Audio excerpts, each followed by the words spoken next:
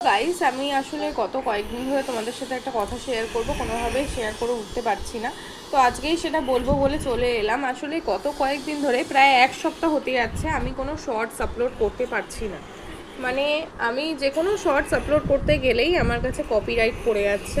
আরও একটা প্রবলেম যেটা আমার এখন হচ্ছে রিসেন্টলি, আমি যে ভিডিও এডিট করি যে অ্যাপটা দিয়ে, ওই অ্যাপটাতে কোনো একটা কারণে ভিডিও এডিট হচ্ছে না।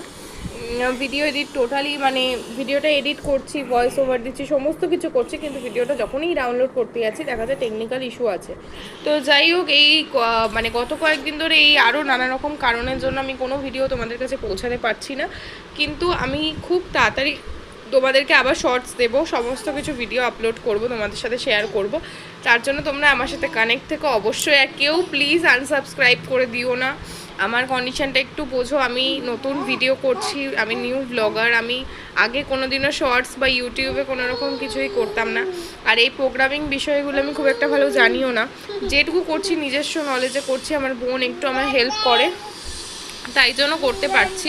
না হলে আমি এই বিন্দুমাত্র চ্যানেলটাও তোমাদের সাথে খুলতে পারতাম না, তোমাদের সাথে আমার কন্ট্যাক্ট হতো না, তোমরা আমাকে চিনতে না। কিন্তু আমি বোনের সাপোর্টে বলতে পারো, বোন একটু বলেছে বলে আমি খুলতে পারছি। যদিও বোন আমার থেকে অনেক ছোট, কিন্তু কিছু করার নেই, কি করব। এখন কোনো রকমভাবেই আমি ভিডিও আপলোড করতে পারছি না দেখে আজকে রাত্রেই আমি সেই প্রবলেমটা সলভ করার চেষ্টা করছি। তো তোমরা একটু ওয়েট করো, আমি খুব তাড়াতাড়ি তোমাদের সাথে এই সপ্তাহের মধ্যেই আবার শর্টস ডেইলি ব্লগ শেয়ার করা শুরু করব।